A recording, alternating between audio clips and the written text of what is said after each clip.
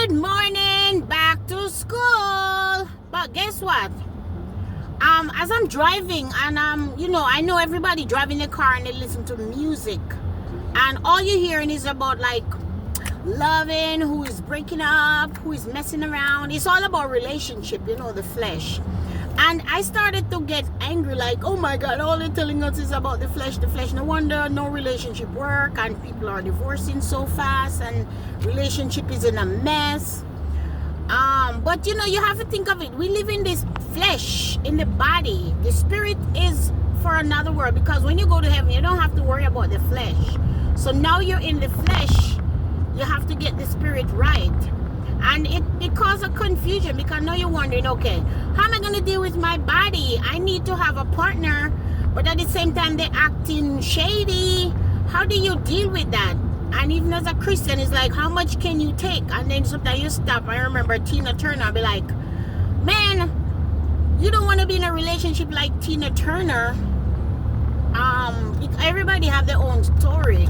But I'm telling you, like, you listening to the music, every channel that you turn to, they're talking about relationship, breaking up. Like, you gotta make sure, like, your butt is bigger, your breasts are bigger, or, it's always something else. Or like, they're old now in a relationship for 20 years, it's old now, time for new.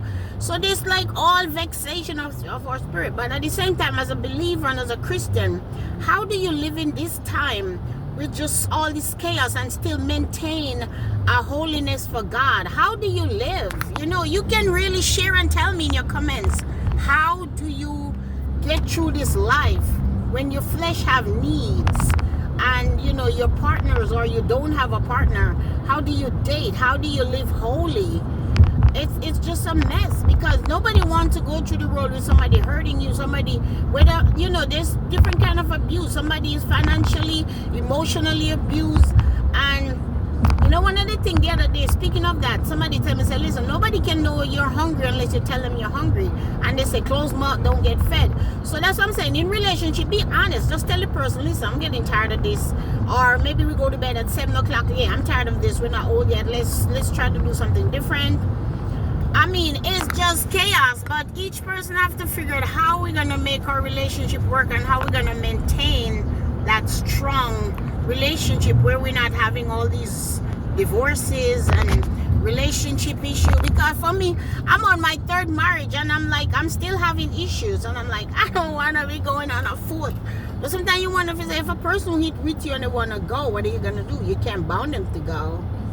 And you do have needs, because you have emotional needs. You need support. You wake up every day, somebody to give you a hug, somebody to tell you have a good day. We all are emotional people, and we all need connection, and that's why God gives us that connection. And you can't be the one always like forcing yourself on people, like waking up, good morning, and they don't answer you. Come on, that's very insulting. So you can have issues, and it's another day, it's another week. We got to get through, balance everything, balance our work, balance our home life, balance our every kind of social